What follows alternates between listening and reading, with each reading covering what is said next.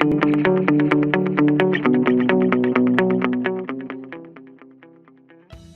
and warm greetings. Welcome to Analyst, presented to you by Vajiram and Ravi. Here we discuss 7 articles in 2 different sections taken from 2 newspapers, The Hindu and Indian Express, consolidating your current affairs for UPSC at one place.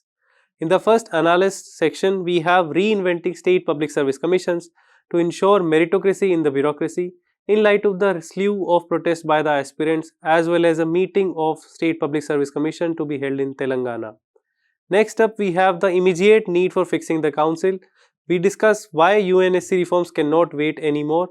We discuss this in the light of recent G20 summit, where Honorable Prime Minister Modi has underlined their significance. In the simplified section, we discuss 5 articles from your prelims perspective with a lot of value addition, so stay tuned. Starting with the first topic, we have meritocracy for bureaucracy, emphasizing the need for reinventing the state public service commissions. Why are we discussing this? Amid the slew of protests that the students and the aspirants have been undertaking for reforming the State Public Service Commission, the annual conference of State Public Service Commission is now being held at Telangana. We all can agree that civil services exams are very difficult exams. You have to memorize a lot of things and you have to be very able to write all of that in the exam pressure. But imagine a scenario where you are given question paper before the exam, few days before the exam, and you are able to memorize everything, practice a lot of answer writing, practice a lot of mock test right before the exam of the specific question that are going to be asked. Would not that make the exam a cakewalk? This can happen if you are in Chhattisgarh. It is not me saying, it is CBI that has filed a charge sheet, and they have claimed that the State Public Service Commission chief of Chhattisgarh Public Service Commission, he had provided his nephews with the question paper few days before the exams, and that made the exam cakewalk for them and they attained the status of an SDM and DSP. Don't be shocked. This is not a new news, but it has been a persistent issue with all the State Public Service Commission, or the majority of them, that has led all the aspirants of these commissions to come on road and ask for reforms. And it is high time that we start doing that. We have had examples from Telangana, we have had examples from Prayagraj, Uttar Pradesh Public Service Commission, we have had examples from Madhya Pradesh Public Service Commission, and you name it, we have it. Majority of state public service commissions are facing this trust deficit of aspirant, and this makes it very timely to discuss the need for reforms in this State Public Service Commission to ensure credibility. In the recent times, we have had issues with the State Public Service Commissions where we are emphasizing the need for reforms because there have been cases of paper leak. We had this paper leak in Uttar Pradesh where PCS RO ARO exam held in 2024 was leaked. We have had nepotism issue, as we discussed. We have had this in Chhattisgarh, we have had this in other states also. The issue of bribery that exists in this examination, we have had seen this in HPSC exams where the secretary of the commission was found to have taken money to make OMR filled after the exam itself. We have had the issue of non-transparency where candidates are rejected on flimsy grounds without even disclosing their marks, without even disclosing cut-off marks, without even disclosing the final answer key.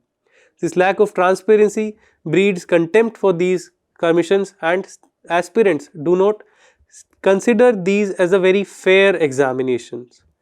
We have issues of delays and arbitrariness where exams are conducted in 1 year and the results are not even declared after 2 years. We had seen this in Uttarakhand PCS exam where exam was conducted in 2024 but the final result has not been even declared as of 2025.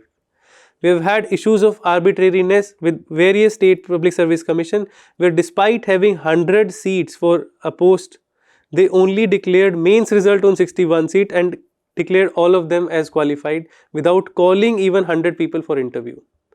This kind of sheer arbitrariness, the whimsical nature of functioning has ensured that aspirants hit to the ground, hit to the streets for protesting in these organizations rather than just preparing for these exams. And it has had a major impact on the functioning of these organizations. But this is not has always been the case. Historically, we have fought with a lot of trouble, we have undertaken a lot of effort to gain access to public office. by way of our freedom struggle. During 1890s, we struggled for Indianization of civil services, and with the declaration of Montagu-Chelmsford reform, it was actually done. The Government of India Act 1919 Section 96 provided legal basis for creation of Public Service Commission. In 1922, we have had the first civil service exam conducted in India at Allahabad, now Prayagraj.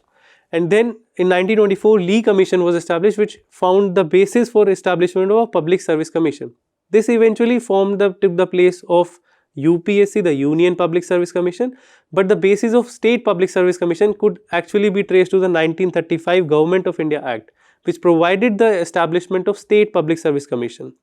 Post-independence, we have had multiple articles under the Part 14 of our Constitution that provides for establishment of Public Service Commission for the Union as well as the state. It is the Article 315 that establishes the State Public Service Commission as well as the UPSC. They have given a lot of independence to ensure their autonomous functioning, to ensure that meritocracy is developed in India, so that people are selected on the basis of merit and not because they belong to somebody, not because they are related to the chairman, not because they have money or they can ensure bribery for the officials.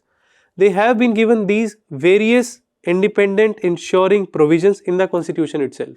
The expenditure that these commissions undertake are charged on the Consolidated Fund of India. That means they are not voted upon.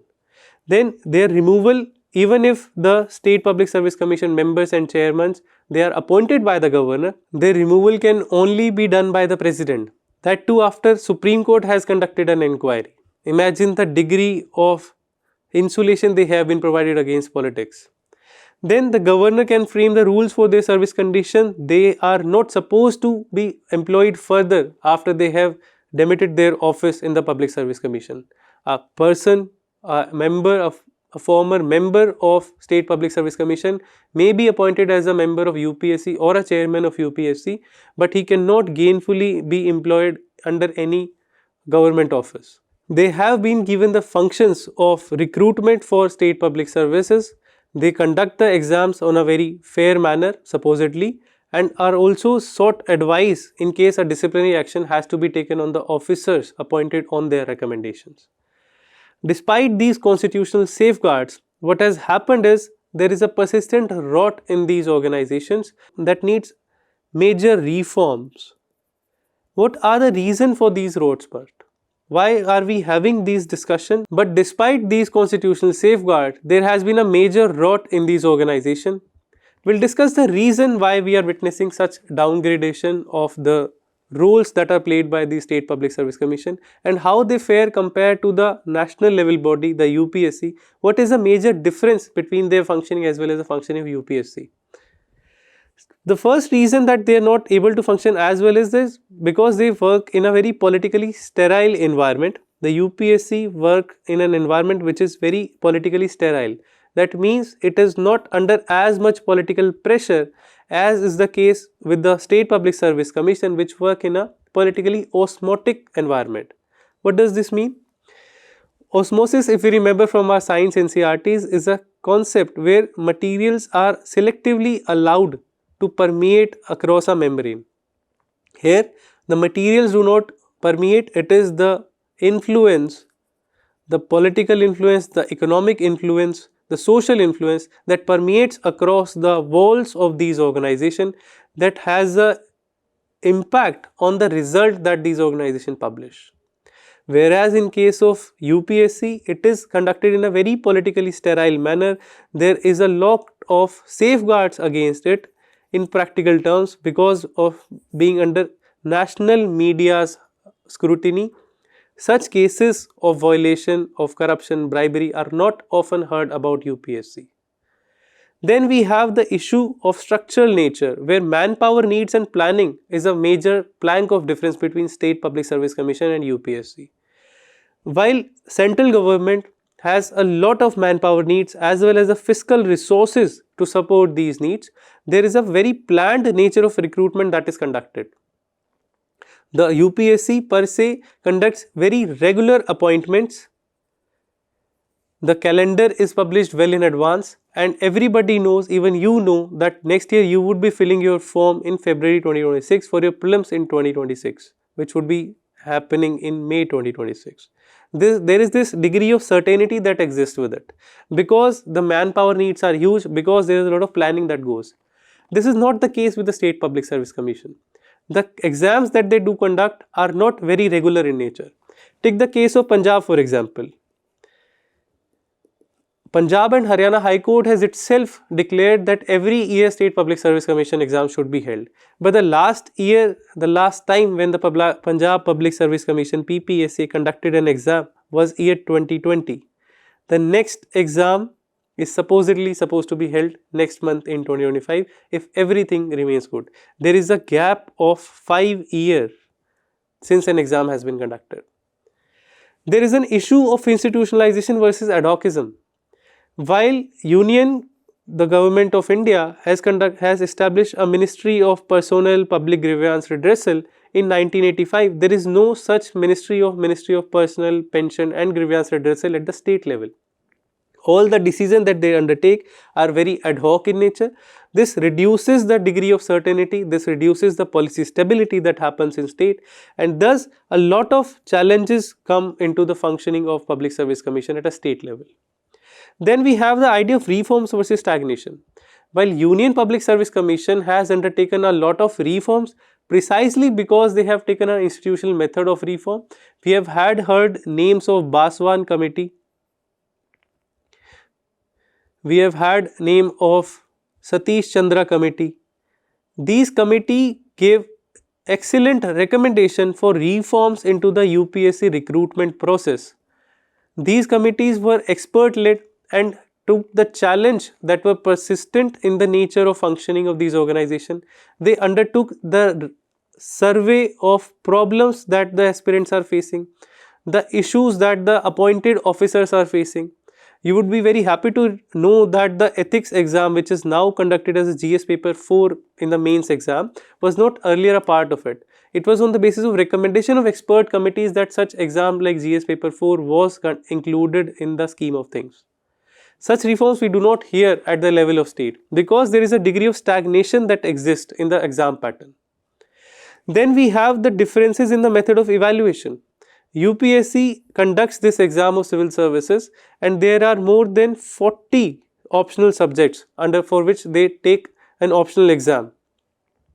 At the state level, despite having less number of optional, they do not undertake the practice of moderation. UPSC with these more than 40 optional conducts the practice of moderation, which gives an equal footing, a level playing field to all the aspirants, which gives a lot of transparency, a lot of level playing field and equality of opportunity to all the aspirants that doesn't happen with the state public service commissions. Then the method of calculation of results are very difficult. There is a lot of complexity that is involved in cases of state public service commission in terms of preparation of result. For example, multiple states, they have a horizontal reservation scenario also. For example, state like Bihar, where they give women reservation to the local domiciled female, and other aspect of horizontal representation, horizontal reservation in the preparation result make the process very complex and also as a corollary of it very litigation prone. There are a lot of court cases that happen whenever a state public service commission exam is held, and the result is often delayed due to this. There is a lack of certainty, there is lack of policy stability that happens due to multiple litigation of state public service commission exams.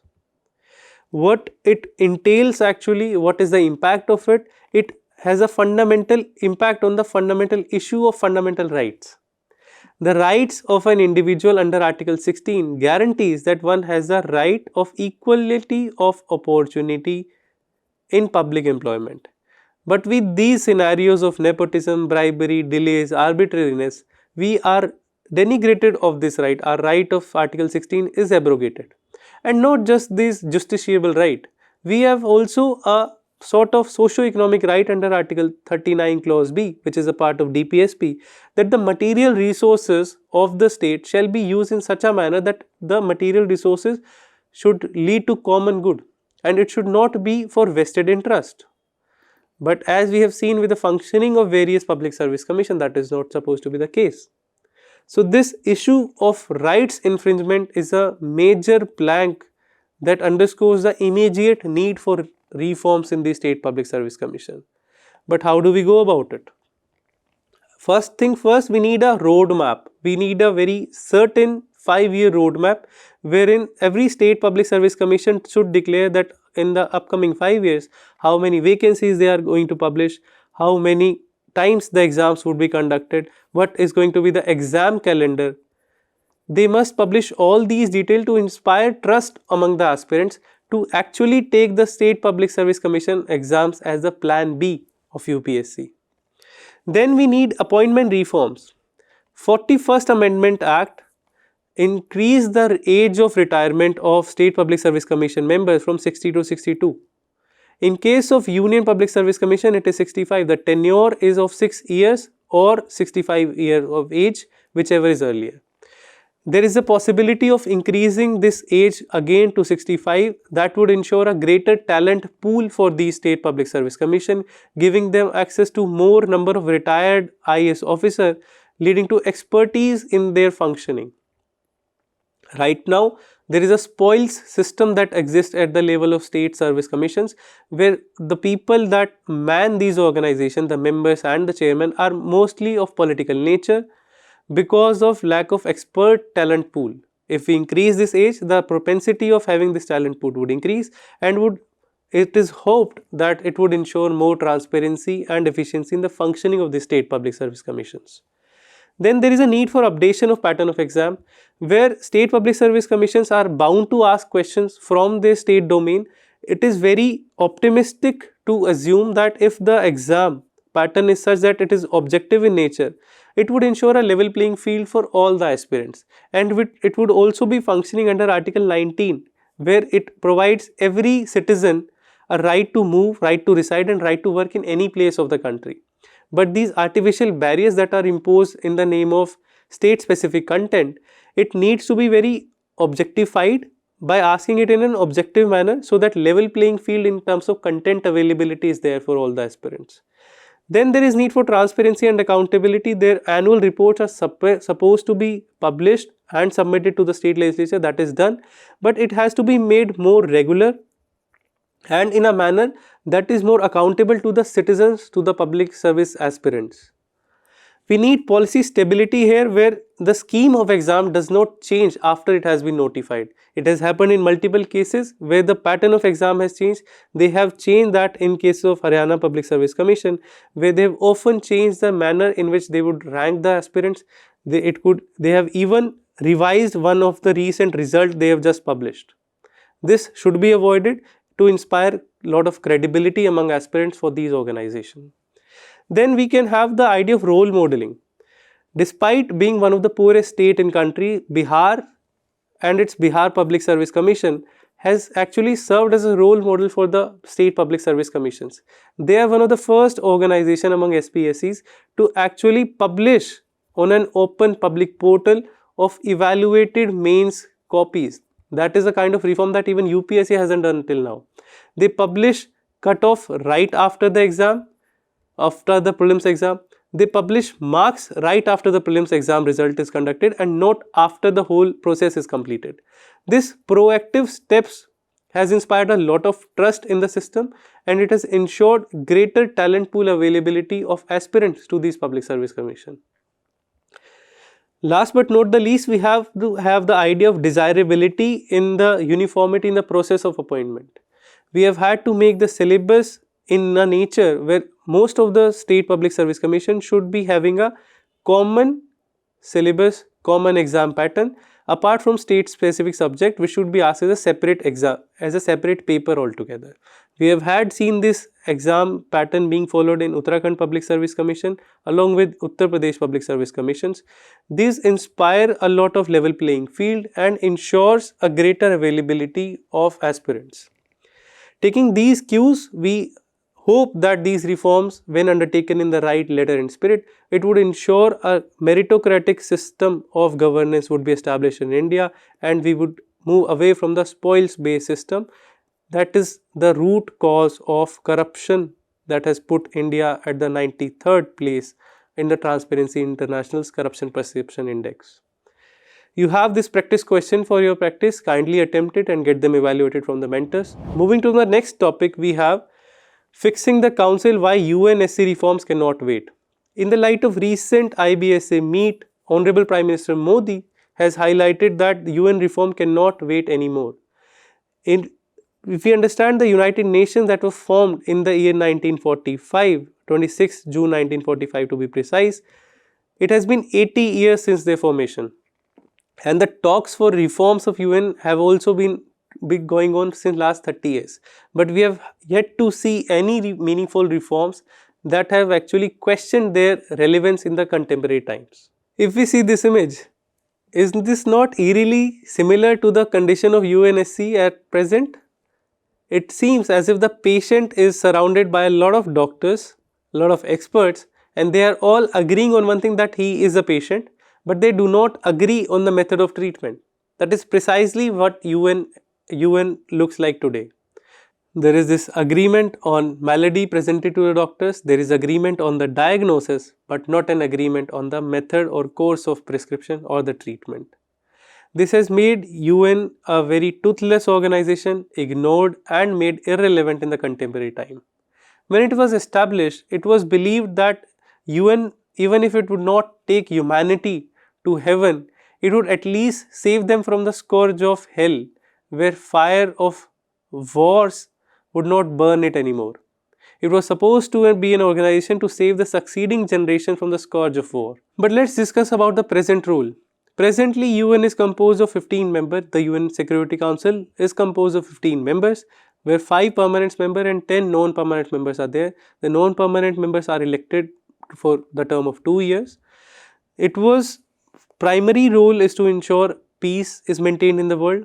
It is a successor organization to the League of Nations, which was established in the interim period of interwar periods between 1919 and 1939. We have had functioning of League of Nations, but because it did not function very well to maintain peace and avoid war, we have had the World War II again in the year 1939, and it continued in 1944. To again prevent such situation of World War, this organization of UN was created in 1945. They ensure the primary role of ceasefire directives, military observers, even peacekeeping forces are sent under their orders. The members state are obligated to act according to the decisions undertaken by UN Security Council, and also the presence of veto power has made this organization, this organ of UN, as a very powerful means of ensuring rule of law in the international politics.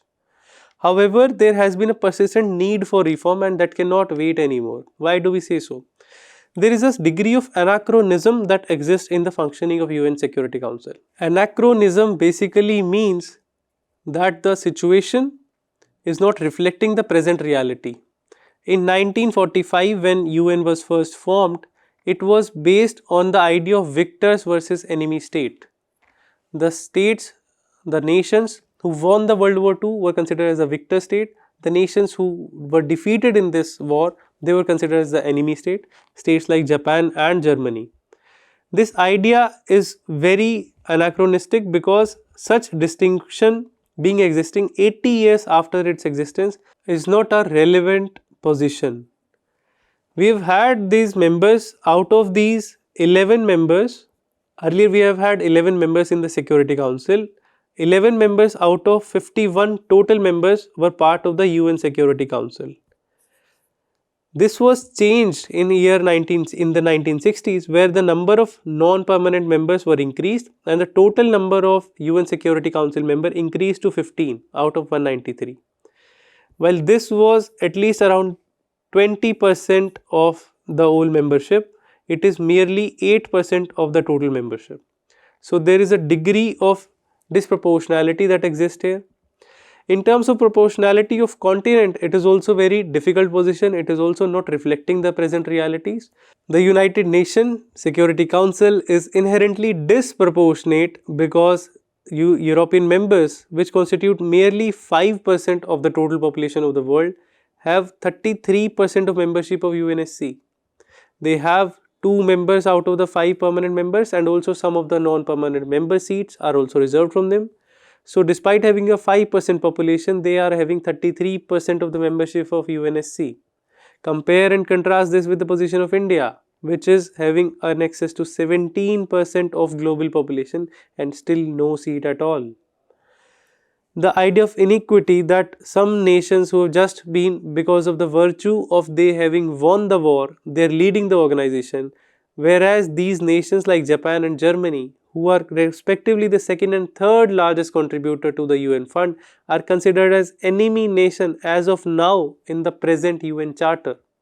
This is a situation of highly disregard for the national dignity, for the sovereignty of these nations who are contributing most to the UN funds.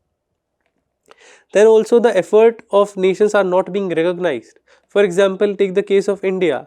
We have been the largest contributor to the UN peacekeeping forces, and our role has not been recognized in the functioning. We are still being treated as a third world country. Despite the existence of UN organization UNSC, we have had a persistent of conflict. This has existed due to the problem of veto power, which has been disregardfully used by many nations. For example, USSR or Russia has used this power 120 times till the year 2022, and after the inauguration of Russia-Ukraine conflict, the Israel-Gaza war, we have had an incessant increase in the use of this veto power. Despite having a situation of war, extreme situation of violence across the world, UNSC as an organization has not been able to put a hold to it. And this shows the degree of irrelevance that the UN is proposed to go into, that people are not going to treat it as a peacekeeping institution anymore. It is not being able to uphold the global world order, where a sovereign nation's sovereignty is being violated by a permanent member itself, where Russia has actually invaded Ukraine, which is again a sovereign nation. Then we need reforms as soon as possible, but what kind of reforms are we talking about? We are talking about expansion of UN Security Council. We are seeking an inclusion of India and other members in the UNSC. But why do we say so? There are very cogent reasons, very cogent arguments for India's place for UNSC seat. India is having a significant global influence, not only in terms of its military power, it is also its soft power. We have had the idea of yoga, we have had the idea of Vasudhaiv Kutumbakam that has taken the world by storm. India is the largest democratic nation in the world. We are the largest democracy with an electorate of more than 90 crore people. We are the fastest growing major economy of the world, which is a member of G20. Our whole GDP is more than $3.8 trillion. That has also surpassed some of the UNSC members, including France and United Kingdom. We are being the reliable contributor to the UN mission. We have sent more than 2 lakh soldiers as part of UN peacekeeping mission. Out of more than 70 missions that have taken place, 49 included contingent from India. We are the authentic representative of developing nations since our legacy of NAM, and even till we are also organizing Voice of Global South Summit. It was due to our initiative, due to India's initiative at the G20 summit at Delhi, that African Union could be included in the G20. We are ensuring peaceful global order by pacific resolution of all the disputes. Despite our own interest, we have taken issues directly to the UN. We have had a broad backing from many countries, including France and United Kingdom, and also tacit support from Russia. We have been the foundational member of UN despite being under colonial rule at that time. We have had a contemporary importance in the world where scourge of terrorism is being inflicted on masses, where climate change is causing concern. We have been leader in these causes, ensuring reforms for the global security architecture. What do we need now? We need actually a clear text-based negotiation instead of a mere principled approach of reform. As they say, Any dream without a plan is merely a wish. For UNSC reform, we need a time-bound target for reform. We don't just need principled approval of the UNSC members, but also a text-based negotiation where we clearly delineate that what exactly would be changing and by when. We are also supposed to expand both permanent and non-permanent seats. We have had Malaysian Prime Minister Razali giving us the formula of 5 plus 4, where they said that permanent members should be increased by 5 number and non-permanent seats should be increased by 4. This should expand a proportionate sense of representation in the UN Security Council. We must ensure fair representation of developing region. That means despite having the 5% population and 33% weightage for EU, we must also have 2 seats for African Union and 2 more nations in from Asia into the UN Security Council. That would give a developing region a greater say in the UNSC reforms. We need to limit the misuse of veto by keeping the quota in the veto and ensure the working methods being improved. There should be something called as a qualifying veto, that if majority of members are vetoing a veto of a member, it should have an qualifying nature, it should have an overarching effect, because right now vetoes has basically stagnated the functioning of UNSC. So there must be some improvement in these working method by including these ideas of qualifying veto. Then we must strengthen transparency and accountability in UNSC. They must be held more accountable to the UN General Assembly that happens every year. Then we must ensure wider consensus through G4 and African Union. India should take the approach of promoting multilateralism through minilaterals, where India is collaborating with nations like Japan and Germany to ensure UNSC reforms. We are developing consensus with Africa Group. Every meeting with African Union involve the idea of UNSC reforms. Then we must reflect the contemporary geopolitics, not the 1945 realities, to take the UN out of the anachronism of the world. In words of UN Secretary General Antonio Guterres, we have to understand that world has changed. It is not the same anymore. And if our institutions are not changing, if we cannot effectively address our problem, if our institutions do not reflect the world as it is, instead of solving problems, they would become the part of the problem. And we would never want that. We have had to avoid the World War III. To ensure this success, we have to reform UN sooner than later. This is the practice question for you, discussing about the problems with the existing structure of UNSC and the suggestion of reforms. Kindly attempt it and get that evaluated. Moving to the next topic, no plan to bring bill on Chandigarh, say center. This part is catering to your Indian polity section for prelims. It is also part of GS paper 2, federalism, relation between center and union, and the governance of union territory therein. We have had this issue where union government was trying to bring a bill as the 131st constitutional amendment to make some changes to the position of Chandigarh, which is presently a union territory. It was supposed to simplify the central government's law-making process for union territory of Chandigarh. However, it has hit issues in the state of Punjab where there have been concerns have been raised against this provision, and the union government has to clarify that there is no proposal in offering to bring such bill in the winter session as of now. But what is the issue all about, and why is it talking about Article 250 of the Constitution? Let's get to it. Currently in India, we have 8 union territories which are governed in different manner. Among these, Delhi, Jammu Kashmir, Puducherry, these 3 have a separate legislative assembly, and also a functioning chief minister who works and advises the lieutenant governor of that state, that union territory. In case of others, we have had administrators who are appointed by the president. However, Chandigarh is very unique in this instances because not only it does not have a separate legislative assembly, not only it is also a capital of 2 states, Haryana and Punjab at the same time, and also there is no post as such of administrator as that exists with other state. We have had since 1984, the governor of Punjab has been functioning as administrator of Union Territory of Chandigarh. So Governor of Punjab, the adjoining state, the state of which Chandigarh is the capital, he is himself functioning as the administrator and there is no separate post for administrator there.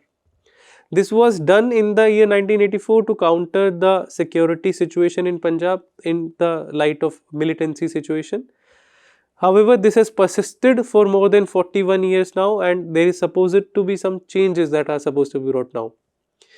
As of now, Chandigarh is governed by this position of Governor of Punjab, but the government of India sought to brought out a change by including this Chandigarh in this list that is mentioned in the Article 240. What does it say? It says that President may make regulation for the peace, progress and good government, these three keywords, for any of these territories, these 5 territories: Andaman, Nicobar, Lakshadweep, Dadar, Nagar Haveli, Daman and Diu and Puducherry. Now they have been merged, so it is basically 1. So we have had 4 in this list. It was supposed that Chandigarh was also should be included in this list. Now that security situation has improved and because of other political and social reasons.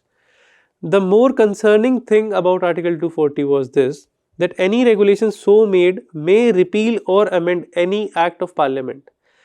This was the troubling issue with the Article 240 that has made political leaders of Punjab wary of this amendment.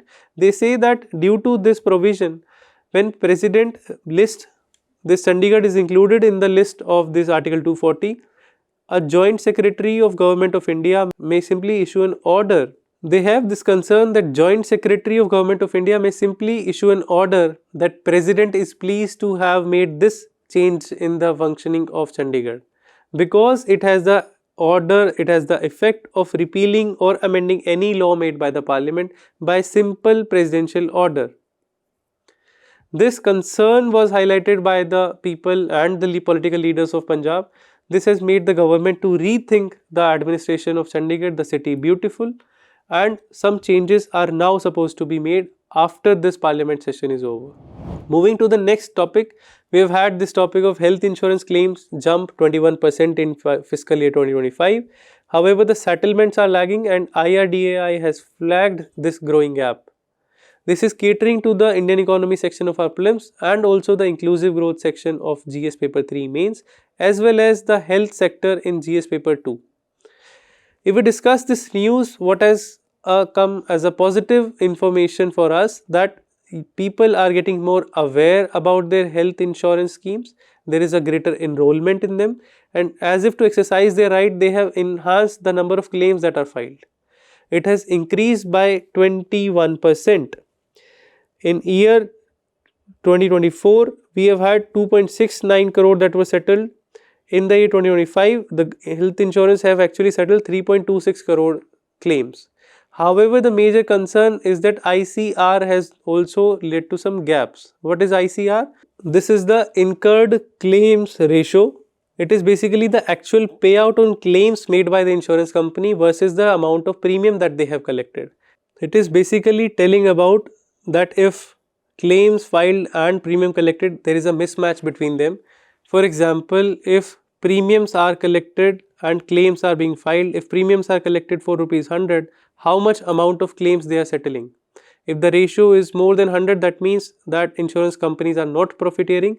But in case of various organizations, there is a difference in the ICR ratio. If we see the public sector organization, the public sector health insurance, they are having a ICR ratio of 103. So if they are having a payout of premium of 100 rupees they have collected, they are actually paying out 103. Whereas in terms of private sector, they are not settling as much and it is only 88% of the claims are being settled. 88% payout is being given. What is more concerning is that SAHI, these Sahi companies are not actually Sahi. These are the stand-alone health insurance company which are not functioning in the Sahi or the right manner, because they are merely settling, they are having the lowest payout claim ratio of around 60%. This is a cause of concern, especially when we are having the rise in case of illness due to cardiovascular disease, due to lifestyle disease. The payout, the claim demanded is being very high. We have had the inflation, medical inflation that has risen over 14% in our country, that has burdened the people, and there is this need for healthcare provider to settle claim as fast and as securely as possible, especially when we discuss the related concept of insurance density and insurance penetration in India. If we discuss about the health sector of India, we have had the persistent problem of out-of-pocket expenditure. To counter this issue, we have brought the idea of Ayushman Bharat scheme, where public sector insurance companies are tackling the healthcare insurance, and we are ensuring the health insurance based healthcare model of health administration in India. But despite these, the insurance density and insurance penetration have been a cause of concern. What is the broad difference between them? While insurance density refers to the total insurance premium upon total population, insurance penetration is actually total insurance premium paid upon GDP. While in penetration we tackle the premium upon GDP, in the density we tackle premium upon population. So while this insurance penetration is depicted in terms of percentage of GDP, it is termed in terms of dollars per population, per capita. While the insurance penetration is very low in India at merely 1% of GDP, this is a cause of concern because in more developed nation we have had this ratio as 4.2% of GDP. Of 100, if 100 rupees is the GDP of a country, around 4% is paid in insurance premium. That means most of the assets of the people are secured by insurance. In India it is very low at 1%. However, a very positive change that insurance density over the period of time has increased. People are having more securitization of their asset, including their health, and it has increased from $9 in 2019 to $25 in 2023. That means people are placing more of their interest, more of their trust in these health insurance companies, but the standalone health insurance provider, the Sahi companies, are not functioning in the right manner because the ICR ratio, the incremental claims ratio, is very low. So they are not actually paying out on the claims that these patients are making. This is actually a violation of consumer rights, and the regulator of insurance sector, which is IRDAI, is seemingly taking steps to regulate this thing. For a plus perspective, we need to understand what is this IRDAI. This is actually a statutory body which was established under the Act of Parliament, IRDAI Act 1999. It is the regulator and promoter of insurance sector in India. The main goals are to safeguard the interest of policyholder, nurturing the Indian insurance sector, regulate the business of insurance company, and ensure fiscal prudence of these insurance. They are also supposed to regulate the premium charges and the policy terms so that they do not overburden the consumer. Last year also they passed an order where they exhorted the insurance companies to not raise the premium by more than 10% for senior citizens. This ensures that there is a balance between the interest of industry as well as consumer. Thus, this body IRDAI is basically regulating the insurance sector, and this claims of ICR would now be undertook. Moving to the next topic, we have had this topic of Guru Tegh Bahadur Ji's 350th Martyrdom anniversary that is being celebrated in Delhi at Red Fort. The topic is relevant from the art and culture perspective. In the GS paper 1 mains, we have covered this in the medieval history section of our syllabus. Moving to the significance of this issue, we first discuss the honorable personality of Sri Guru Tegh Bahadur Singh Ji, who has been the 9th Guru of Sikhism. A brief detail about his history is that he is known in Sikhism for being the founder of the holy city of Anandpur Sahib, which is one of the 5 Takhts of Sikhism. So the city was founded by Guru Tegh Bahadur Singh Ji. He has been the father of Guru Gobind Singh Ji, who has been the 10th Guru of Sikhism. He is also known to be the composer of 116 hymns in the very sacred Guru Granth Sahib. He is known in history basically because of his role as a martyr, as a promoter of human rights, precisely the right of religion. As per traditional beliefs in Sikhism, it is said that he sheltered the Kashmiri Pandits who were being denigrated of their right to practice, profess and propagate their religion, and because of this reason he was executed. There are various historical accounts that attest to it, but then there are some differences in the opinion here. This is a very sensitive religious matter, so we will not go into the controversies. But as per major belief, it is said that during the reign of Aurangzeb, Shri Guru Tegh Bahadur Singh Ji was executed. He was beheaded at Delhi, and the Gurudwara Rakabganj and Gurudwara Seesganj Sahib Ji is now standing as a testimony to this sacrifice that he made for the perseverance, the protection of right of religion for other people. His sacrifice at Delhi has showcased us the ethical value of altruism, ethical altruism, where he has put his service before self. He sacrificed himself for protection of rights of other, for protection of religious right of other. That makes his values of ethicals even very relevant contemporarily. As part of his contemporary legacy, these Gurudwaras of Rakabganj and Sheesganj, which are located in the Chandni Chowk of today's Old Delhi, they stand a testimony. We also have had GTB Nagar, Guru Tegh Bahadur Nagar, established in the Delhi, which is also a region which is catering to the Delhi University campus also. These locations makes his presence eternal in our surrounding, inspiring us for the deeds that he did for the community. However, this also gives us an opportunity to have a brief look at the history of Sikhism in India, history of the 10 Gurus. And we will discuss this specifically from our prelims perspective, because questions have been asked about Sikhism, about the founders of Sikhism, whereas they have discussed and they have asked the question on the contemporary rulers of Sikhism. For example, Guru Nanak Dev Ji, he was a founder of Sikhism, born in year 1469. He was a contemporary of Babur, the first Mughal emperor in India. He was the one who took various udasis, which means basically migrations, to promote the religion of Sikhism, to understand the ideas of it. Then we had Guru Angad Dev, who was contemporary of Humayun. He was the one who standardized the Gurumukhi, the script under which the language of Punjabi is written nowadays, which looks something like this. Then we had Guru Amar Das Ji. He was contemporary of Mughal Emperor Akbar. Guru Ram Das Ji, he was also a contemporary of Akbar, and he is known in history for establishing the city of Amritsar. In his honor, the international airport located at Amritsar is known by the name of Guru Amar Das Ji Airport.